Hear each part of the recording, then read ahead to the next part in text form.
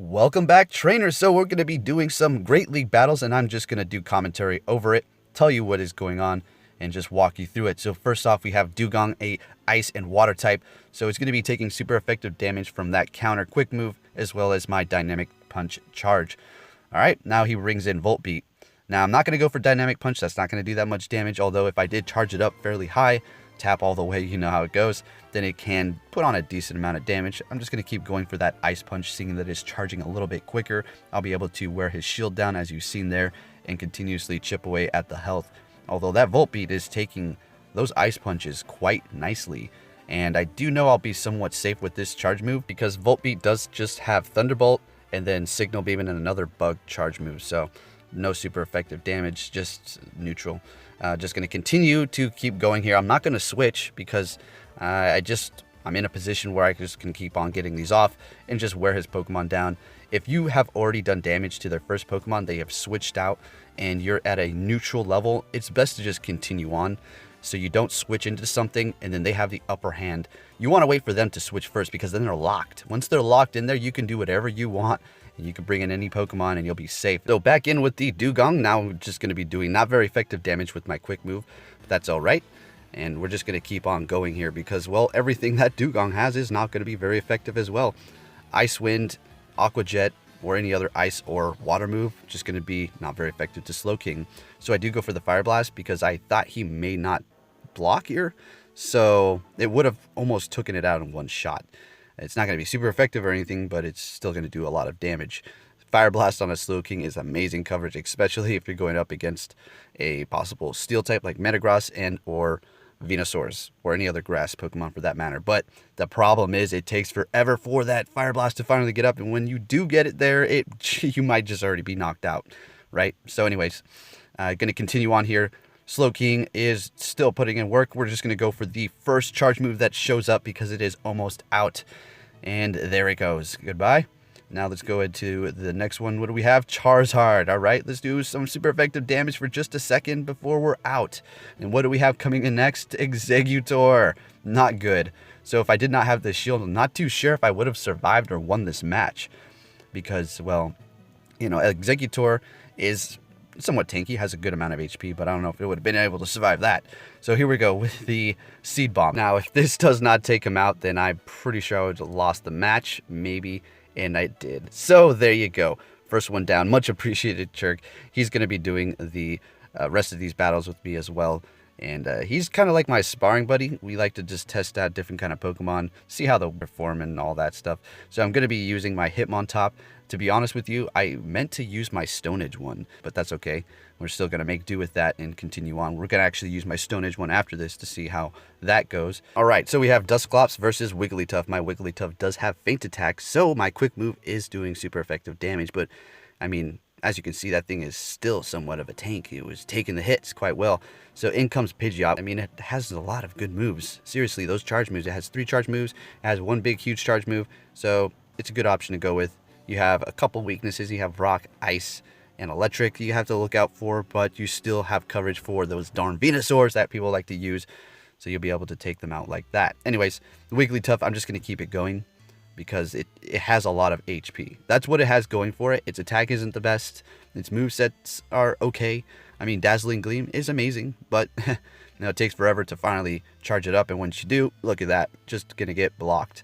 Unless they have no shield, obviously, which he doesn't have anymore. So we're going to go ahead and go in here with the Plusle. I do believe this is my 100. Yeah, it's fairly nice. It has Spark and Discharge.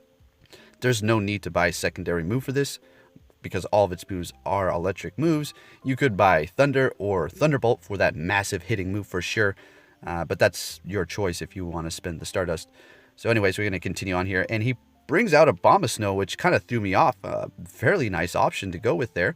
Not very effective, so hey, that thing is going to eat into my health for sure with that Razor Leaf. Every single time I go up against Razor Leaf, it does devastating damage. It's like a standalone quick move. You know, forget about the charges. Just use that Razor Leaf all day. It's seriously hitting hard. So my Hitmontop is doing a lot of damage to it because it is ice. So yeah, in goes the Dusclops. This is not going to be very effective. Very interested to see how much damage this is actually going to do. And wow, that was a fully charged close combat, okay? The Hitmontop is sitting at around 1300 CP. So a lot of these we were actually testing. We were coordinating with each other to make sure that we were around the same CP, because not all of these tests are 1500 CP Pokemon. Some are 1000, 900.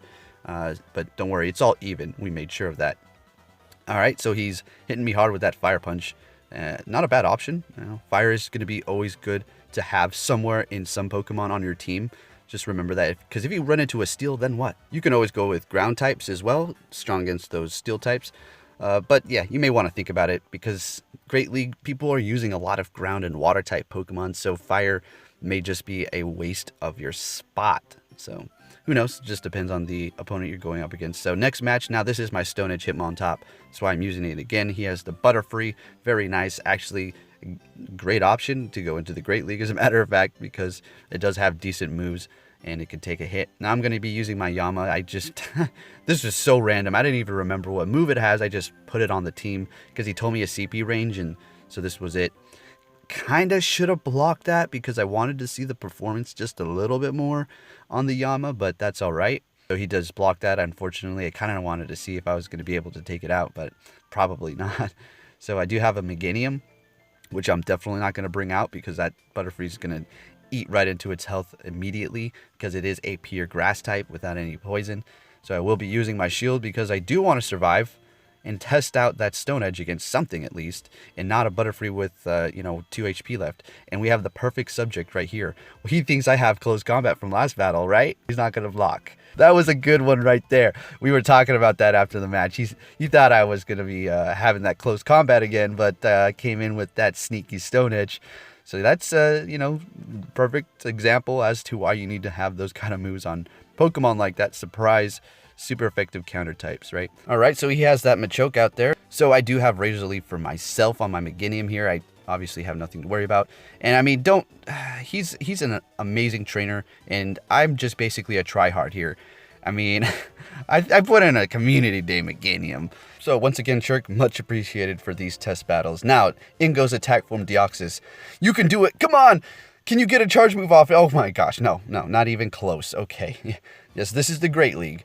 All right, so in goes Crawdaunt. It's going to be a water and dark type, which is going to be weak to bug moves. So, but these were test battles, so I just thought to myself, I'll continue on here and let it just defeat me with that Struggle Bug, because that is the quick move that Volpe does currently have right now that is doing that massive damage to my Crawdaunt. Now, in goes Girafarig.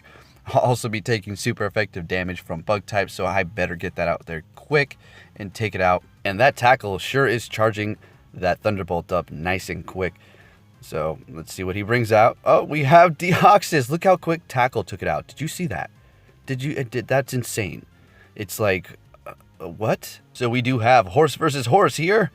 Well, I guess giraffe, horse thing. Anyway, so I do use the shield here because, well, I'm just going to finish it off and be a tryhard and, do my thing there. Anyways, let's go on to the next one. There's Deoxys for you. I mean, look at that. Did you see how quickly it went down? I do more tests, but there's no point. It's just going to faint immediately. Like, what? All right, so we have Dusknoir versus Parasect. This Dusknoir and some of these moves that you're seeing now towards the end and even in the beginning, I haven't really switched them up, and I'm just kind of going in there with the set that they have, not trying to get the best moveset or use TMs for that matter. And I shouldn't have picked Alolan Raichu. That was a horrible option, being Psychic. That quick bug move is just tearing right into that Alolan Raichu. Nice. So we are going to bring out the Alolan Sandslash, Ice and Steel type. 4 times weak to fighting. And it does have Blizzard, but he does have no shield. So I have the perfect opportunity to see, wow, the Abomasnow took quite some damage from that. Also taking super effective from that Metal Claw. All right, so we're going to see another Blizzard coming out of the Alolan Sandslash and just one-shotting it. So, ouch. That thing is good. I mean, but then again, those were Pokemon that were taking high damage from that Blizzard, and it's a very strong move. So we're going in here with the Porygon 2 with Charge Beam and Solar Beam. Solar Beam is absolutely horrifying to use in PvP, especially if it's your only move. All right, so look, tearing me apart with Ancient Power. And I have a super effective charge move, not getting stabbed or anything like that. But hey, it could have switched into Electrode sooner. That's all right. We're just going to let that other Pokemon faint. And now we'll do what we need to do here. We'll take one Ancient Power and block the rest. So After we were doing this battle, he was telling me about how he was worried about that Electrode there because everything he picked was going to be weak against it. But you're going to see the outcome of this. Pretty funny, so I'm going to continue on here. And he brings in a Pidgeot, so I was like, oh no, my Electrode's down, and now I have a ground type with one charge move that's ground, and the quick move is just neutral. So I was thinking maybe I could win this. Let's see how much the Earthquake does. Nah, if he gets off another Brave Bird here, yeah, I'm done. I'm a goner. So there you go, trainers. Hope you enjoyed this video. Just showing you a few Pokemon you may want to use. Take care, and I'll catch you all next time.